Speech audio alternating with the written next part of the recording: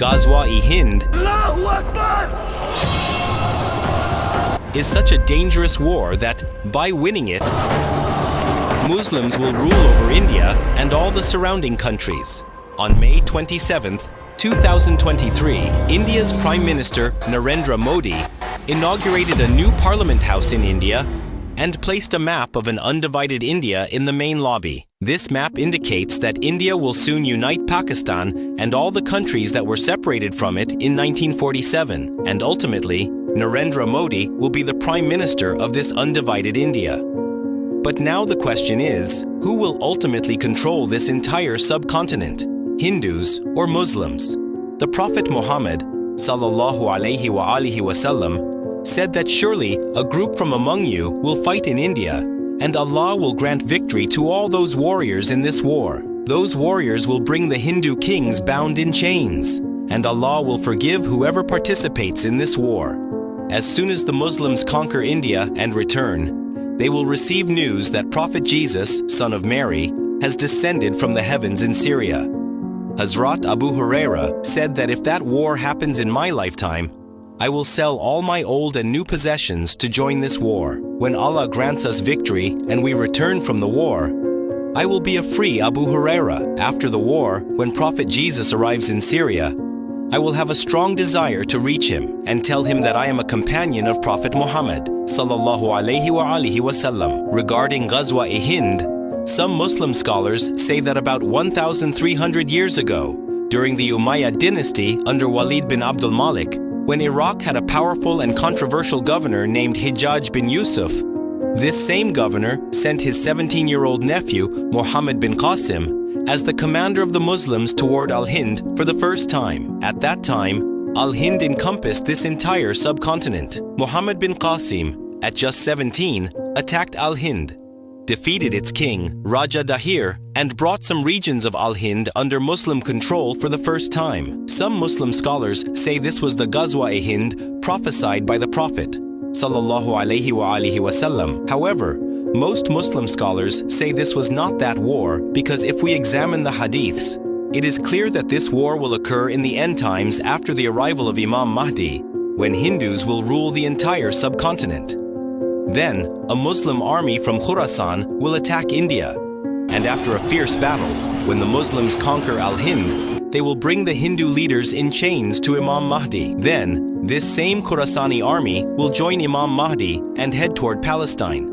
From all these points, it is clear that Ghazwa-e-Hind is not a war between India and Pakistan. Rather, when oppression against Muslims worldwide exceeds all limits and Muslims become completely helpless before disbelievers, Allah will reveal Imam Mehdi in Arabia. Imam Mehdi will gather all the weak Muslims of the world and defeat the enemies of Muslims in two great wars, Ghazwa-e-Hind and Malhamatul Kubra. After these two wars, when Imam Mehdi unites all the Muslims of the world and Muslims live in complete peace, a new phase will begin in the world, the arrival of Dajjal. On the other hand, just like Ghazwa-e-Hind, Hindu extremist groups in India are also dreaming of Akhand Bharat. Akhand Bharat is not just history, but a very important mission for many people in India, openly supported by the RSS, Hindu Mahasabha, and some BJP leaders.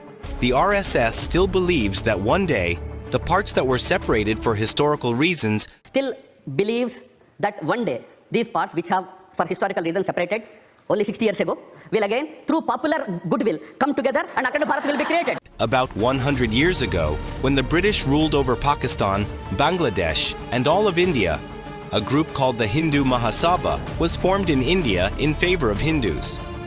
This party was established with the mission that the entire India, without any division, should be a country solely for Hindus, with all power in Hindu hands. This ideology of the Hindu Mahasabha gradually spread among Hindus, and when a major Hindu organization, the RSS, was formed in 1925, they slowly adopted the same ideology.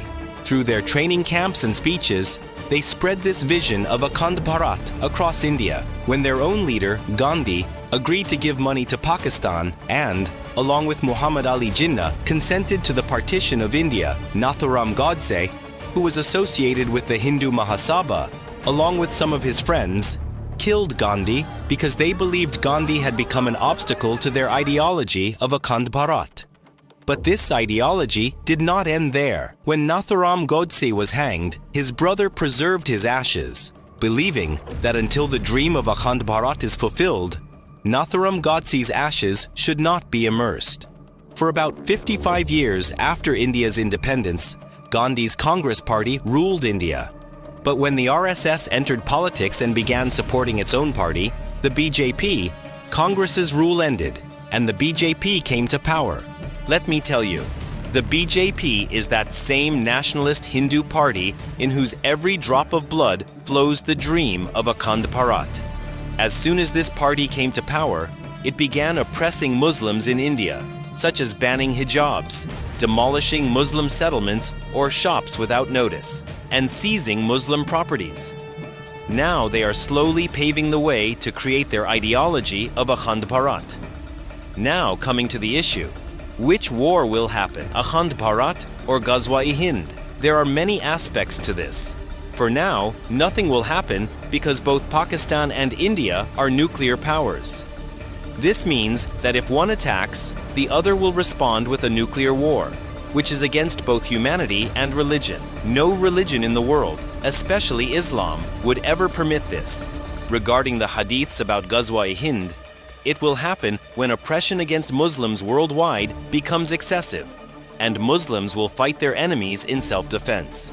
If we look at the time of Prophet Muhammad, sallallahu alaihi wasallam, it is absolutely clear that all the wars in his life were purely defensive. Subscribe.